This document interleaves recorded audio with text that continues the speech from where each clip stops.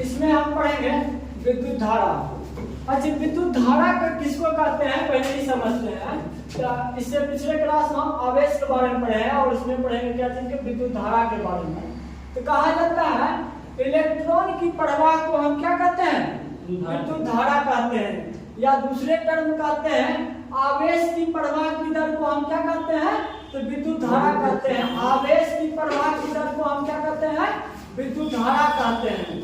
और विद्युत धारा जो होता है ये कैसा राशि है, तो अदिश राशि है। विद्युत धारा कैसा राशि है, तो अदिश राशि है। और कहा जाता है इसका मात्रक क्या होता है, यदि मात्रक की बात करेंगे ना, कूलम्ब पर क्या होता है, कूलम्ब पर टाइम होता है, कूलम्ब पर सेकंड होता है। क्या होता है मात्रक, कूलम्ब पर सेकंड है। किसके बराबर होता है, एम्पियर के बराबर होता है। किसके बराबर होता है, एम्पियर के बराबर होता है। ठीक है।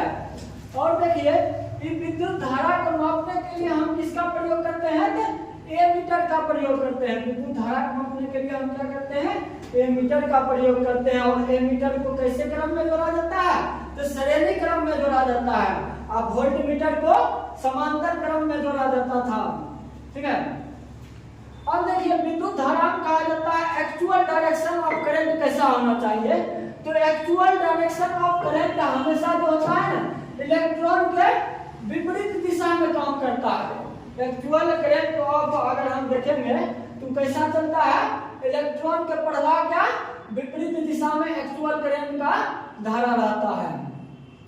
अब देखिए विद्युत धारा यानी इलेक्ट्रॉन का प्रवाह होने के लिए कौन कौन चीज से इलेक्ट्रॉन का प्रवाह हो सकता है। जितना भी चालक है, चालक जितना भी है उससे इलेक्ट्रॉन का प्रवाह होता है। चालक में धातु भी चलाते हैं, धातु जितना भी होते हैं तो क्या होते हैं, विद्युत का सुचालक होते हैं। और सबसे अच्छा चालक कौन होता है, तो चांदी होता है सबसे अच्छा चालक। और दूसरा सबसे बढ़िया चालक होता है तांबा होता है दूसरा सबसे बढ़िया चालक। ठीक है। चालन के आधार पर जो है ना, तकर बाद चालक होता है और चालक है। वो चालक पदार्थ ऐसा है जिससे क्या होता है, इलेक्ट्रॉन की प्रवाह नहीं होता है। यानी इलेक्ट्रॉन की प्रवाह ही नहीं होगा तो विद्युत धारा का विकास ही नहीं होगा। एक होता है अर्धचालक। अर्धचालक पदार्थ ऐसा पदार्थ होता है जो कहा जाता है अचालक और चालक दोनों के बीच का गुण रखता है। क्या करता है, चालक और अचालक का बीच का गुण रखता है। कौन, ये अर्धचालक रखता है। जैसे सिलिकॉन हो गया है, जिर्कोनियम हो गया है, आर्सेनिक हो गया है, एंटीमनी हो गया है, ये सब कैसा है, ये सब अर्धचालक है। और इस सब का प्रयोग कहा जाता है कंप्यूटर उम्प्यूटर के सामान बनाने में, यानी इलेक्ट्रॉनिक गैजेट बनाने में अर्धचालक का प्रयोग किया जाता है। अब देखिए किसी भी पदार्थ में विद्युत धारा का प्रवाह, यानी कहा जाए कि विद्युत धारा का प्रवाह ठोस तरल गैस इस सब में हो सकता है। तो कहा जाता है कि जितना भी ठोस है, ठोस में विद्युत धारा का प्रभाव जो होता है ना, वो इलेक्ट्रॉन के स्थानांतरण के कारण होता है। ठोस में जितना भी ठोस है उसमें जो विद्युत धारा का प्रवाह होता है वो किसके स्थानांतरण के कारण, इलेक्ट्रॉन के प्रवाह के कारण होता है। ठोस में विद्युत धारा का निर्माण होता है। अगर विलयन में कहा जाए, विलयन यानी द्रव की बात कहा जाए, तो शुद्ध जल जो है ना विद्युत का कुचालक होता है। लेकिन उसी शुद्ध जल में अम्ल, क्षार या लवण या कुछ अशुद्धि मिला देंगे तब उसमें से होकर क्या होता है, विद्युत धारा का प्रवाह होता है। और इस विद्युत धारा का प्रवाह कैसा होता है, तो आयनों के माध्यम से होता है। कौन, आयन प्लस माइनस जो होता है आयन उस पे होता है। और एक होता है अर्धचालक। अर्धचालक में भी कहा जाता है जैसे टेम्परेचर बढ़ाएंगे वैसे वैसे विद्युत धारा का मान क्या होता है, बढ़ते जाएगा। यदि टेम्परेचर कम है तो इलेक्ट्रॉन का प्रभाव जो है ना शुरू में कम होता है। जैसे टेम्परेचर अर्धचालक को बढ़ाएंगे तो इलेक्ट्रॉन की प्रवाह का दर क्या हो जाता है, और तेज हो जाता है। जैसे इलेक्ट्रॉन की प्रवाह बढ़ाएंगे वैसे वैसे अर्धचालक की विद्युत धारा भी क्या होगा, बढ़ते चल जाएगा। विद्युत धारा का दूसरा टर्म देख लेते हैं, विद्युत धारा के प्रकार। विद्युत धारा दो प्रकार के होते हैं, एक डीसी होता है डायरेक्ट करंट, एक होता है एसी अल्टरनेटिव करंट होता है। डायरेक्ट करंट कहने का मतलब वैसा प्रवाह जिसका परिणाम और दिशा समय के साथ क्या हो, एक समान हो या बदलता नहीं हो, उसको हम डीसी कहते हैं। और डीसी जो है ना, तो तो डीसी भी दो प्रकार के होते हैं, प्राथमिक सेल और द्वितीयक सेल होता है। सेल मतलब एक सेल हुआ, सेलों के समूह को बैटरी कहते हैं और जितना भी बैटरी हो गए वो सब डीसी के अंतर्गत आते हैं। तो बैटरी के भी दो प्रकार होते हैं, प्राथमिक बैटरी और द्वितीयक बैटरी। प्राथमिक बैटरी को हम use and throw battery cell कहते हैं। क्या कहते हैं? यूज एंड थ्रो कहते हैं। एक बार इस्तेमाल करें और फिर बाजार में क्या करें, उसको फेंक दे। सब प्राथमिक बैटरी का सेल हो गया, क्योंकि उसमें जो है ना सिर्फ एक के बार आवेश को क्या किया जाता है, संचय किया जाता है और डिस्चार्ज होने के बाद रिचार्जेबल नहीं होता है। ठीक है, जैसे हो गया है वोल्टिया सेल हो गया है, शुक्ल सेल हो गया है, ड्राई सेल कहते हैं। ये सब जो है प्राथमिक सेल के अंतर्गत आते हैं। एक द्वितीयक सेल होता है। द्वितीयक सेल का मतलब हुआ रिचार्जेबल। ठीक है, रिचार्जेबल यानी इसका जो है रिसाइकिल होते रहता है।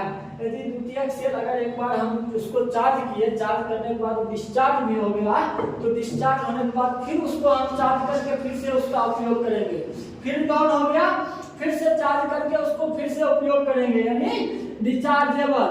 ठीक है, बार बार इसको चार्ज करके हम इसका उपयोग करते रहेंगे। जैसे आजकल के कौन सी हो गया, लेड संख्या बैटरी हो गया, ये सब रिचार्जेबल बैटरी है। जितना भी ट्रक हो गया है, घर में जो यूज करते हैं बैटरी, वो सब हो गया है। कैसा है, लेड संख्या बैटरी है और ये द्वितीयक सेल है।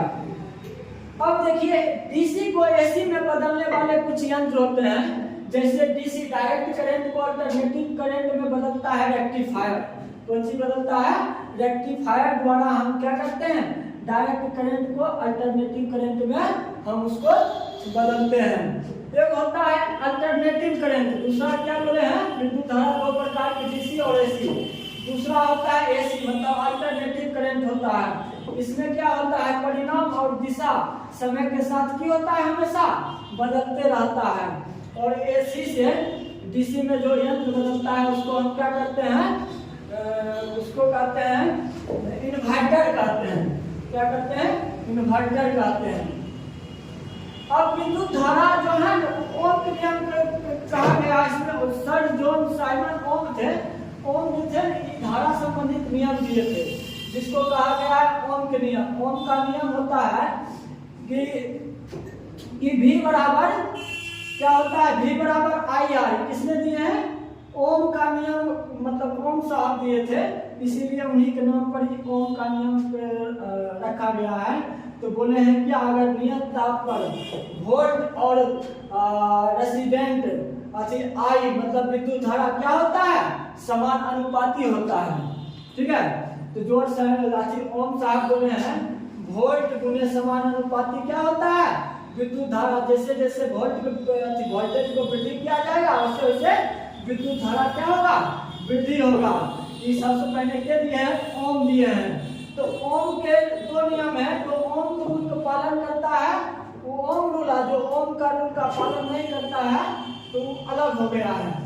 तो इसी से आपको हम V बराबर V समानुपाती I समानुपाती का हटाएंगे तो R देते हैं नियतांक, और R इस नियतांक को हम क्या कहते हैं, प्रतिरोध कहते हैं। ठीक है, प्रतिरोध। और R बराबर क्या होता है, V बराबर I होता है, विभव गुने विद्युत धारा होता है। और R क्या है, नियतांक है, जिसको हम क्या कहते हैं, प्रतिरोध। और प्रतिरोध क्या है, प्रतिरोध एक ऐसा यंत्र है, बल है, जो विद्युत धारा को रोकने का काम करता है। तो प्रतिरोध की इंग्लिश होता है रेसिस्टेंस। ठीक है, रेसिस्टेंस होता है। और रेसिस्टेंस का काम क्या है, ये विद्युत धारा को रोकने के लिए इलेक्ट्रॉन के प्रभाव को क्या करता है, धीमा करता है। करंट के फ्लो में ये ब्रेकर का काम करता है, और ब्रेकर जब भी आता है तो हम अपना क्या करते हैं, स्पीड को कम कर देते हैं। तो प्रतिरोध वही काम करता है, अवरोध उत्पन्न करता है। करंट की दिशा में क्या करता है, प्रतिरोध अवरोध उत्पन्न करता है। और यही प्रतिरोध का मात्रक क्या होता है, तो ओम होता है। प्रतिरोध का मात्रक भी होता है, ओम होता है। एक दूसरा टर्म है विशिष्ट प्रतिरोध। विशिष्ट प्रतिरोध कहने का मतलब है कि जैसे प्रतिरोध को R से सूचित किया जाता है और इसका मात्रक ओम होता है। कहा जाता है जैसे लंबाई को वृद्धि करेंगे तो ओकर जो है ना, जैसे लंबाई में वृद्धि करेंगे ओकर क्या होगा, प्रतिरोध भी होगा, प्रतिरोध भी बढ़ेगा। जैसे क्या कहता है, सबसे पहला कंडीशन है, जैसे हम लंबाई में किसी चालक तार की लंबाई को वृद्धि करते हैं तो कर प्रतिरोध में क्या होगा, वृद्धि होगा। यानी प्रतिरोध और लंबाई क्या होता है, समानुपाती होता है। लेकिन कहा जाता है ओकर जो है अनुप्रस्थ काट के क्षेत्रफल क्या है, प्रतिरोध के व्युत्क्रमानुपाती होता है। क्या होता है, व्युत्क्रमानुपाती होता है। और जब इसी इक्वेशन 1 और 2 को सॉल्व करेंगे तो हमको विशिष्ट प्रतिरोध मिलेगा। और विशिष्ट प्रतिरोध का मात्रक कौन सी होता है, ओम मीटर होता है। विशिष्ट प्रतिरोध का मात्रक क्या होता है, ओम मीटर होता है। और यहाँ से क्या कैलकुलेशन निकला है, जैसे ही अनुप्रस्थ काट की क्षेत्रफल को वृद्धि करेंगे तो जैसे वृद्धि करेंगे तो क्या हो जाएगा, प्रतिरोध कम जाएगा। जैसे एरिया को वृद्धि करेंगे तो प्रतिरोध कम जाएगा। जैसे एरिया को कम करेंगे, एरिया को यदि कम करते हैं तो प्रतिरोध क्या हो जाएगा, वृद्धि हो जाएगा। और यदि लंबाई में वृद्धि करते हैं तो प्रतिरोध में वृद्धि हो जाएगा, क्योंकि समानुपाती होता है लंबाई का और क्षेत्रफल का व्युत्क्रमानुपाती होता है। इसीलिए विशिष्ट प्रतिरोध का मात्रक कौन सी होता है, तो ओम मीटर होता है। क्या होता है, ओम मीटर। यह होता है चालकता। चालकता टर्म को समझने के लिए, चालकता मतलब चलने का स्पीड, यही समझिए, चलने का स्पीड। और चालकता को जी से सूचित किया जाता है और कहा जाता है कि चालकता होता है ना हमेशा प्रतिरोध के व्युत्क्रमानुपाती होता है। चालकता कैसा होता है, प्रतिरोध के व्युत्क्रमानुपाती होता है। कहने का मतलब कि जब प्रतिरोध जब तक ज्यादा रहेगा उसका चालकता स्पीड कौन होगा, उतना कम होगा। यानी कहने का मतलब जितना रास्ता में ब्रेकर रहेगा गाड़ी चलने में उतना वो धीमा चलेगा। और प्रतिरोध कौन सी कम करता है, ब्रेकर को कम करता है। चालकता मतलब एक स्पीड हो गया है, जेकरा में ब्रेकर ज्यादा रहेगा जे रास्ता में उस रास्ता में क्या होगा, गाड़ी उतना स्लो चलेगा। मतलब यहाँ आप करंट में समझिए, जे तार में जितना ज्यादा प्रतिरोध रहेगा उसमें उतना इलेक्ट्रॉन का प्रभाव उतना धीमी गति से होगा ब्रेकर के कारण। और जिस तार का प्रतिरोध कम रहेगा, कम प्रतिरोध रहेगा यानी कम ब्रेकर रहेगा, तो ओकर चालकता कितना रहेगा, उतना ज्यादा होगा। इनकी कहलाता है चालकता कहलाता है। और चालकता का क्या बोले हैं, जी बराबर 1/r यानी रेसिप्रोकल होता है चालकता का। एकर मात्रक भी हो जाएगा, प्रतिरोध का मात्रक ओम होता है, एकर मात्रक हो जाएगा पर ओम हो जाएगा। इसी प्रति ओम या पर ओम को महो या सीमेन कहा जाता है। कि कहा जाता है, महो या सीमेन कहा जाता है। दूसरा टर्म है विशिष्ट प्रतिरोध है। कौन है, विशिष्ट प्रतिरोध है। अब देखिए विशिष्ट प्रतिरोध होता है, कहा जाता है विशिष्ट चालकता क्या है, विशिष्ट चालकता जो है ना, विशिष्ट प्रतिरोध, विशिष्ट चालकता, विशिष्ट चालकता कहा जाता है विशिष्ट प्रतिरोध का व्युत्क्रमानुपाती होता है। क्या होता है, व्युत्क्रमानुपाती होता है। देखकर विशिष्ट चालकता कर होता है, विशिष्ट प्रतिरोध का व्युत्क्रमानुपाती होता है। और कहने का मतलब वही बात है, प्रतिरोध को बढ़ाएंगे तो विशिष्ट प्रतिरोध को बढ़ाएंगे तो चालकता, विशिष्ट चालकता कम हो जाएगा। और विशिष्ट चालकता को यदि बढ़ाना है तो हमको विशिष्ट प्रतिरोध को कम करना पड़ेगा। अब देखिए प्रतिरोध पर तापमान पर तापमान का संबंध प्रतिरोध से हम देखते हैं। प्रतिरोध के तापमान पर क्या संबंध है, यदि किसी चालक तार में टेम्परेचर बढ़ा देंगे तो टेम्परेचर जैसे ही हम बढ़ाएंगे तो अगर प्रतिरोध भी बढ़ जाता है। क्या होता है, किसी चालक तार का टेम्परेचर यानी कोई चालक तार है, चालक तार का टेम्परेचर इंक्रीज कर दिए तो इंक्रीज जब बढ़ाएंगे तो अगर कौन सी होगा, तो प्रतिरोध तो रेसिस्टेंस यानी प्रतिरोध भी बढ़ेगा। जैसे ही प्रतिरोध बढ़ेगा तो कर चालकता क्या हो जाएगा, घट जाएगा। यानी चालक पदार्थ में टेम्परेचर को इंक्रीज करने पर, बढ़ाने पर प्रतिरोध भी बढ़ जाता है, लेकिन ओकर चालकता क्या हो जाता है, घट जाता है। चालकता क्या होता है, घट जाता है। अगर अचालक पदार्थ की बात करें तो अचालक पदार्थ में अगर टेम्परेचर को बढ़ाएंगे, ठीक है, अगर टेम्परेचर को बढ़ाएंगे अचालक पदार्थ में तो ओकर की हो जाता है, प्रतिरोध कम जाता है।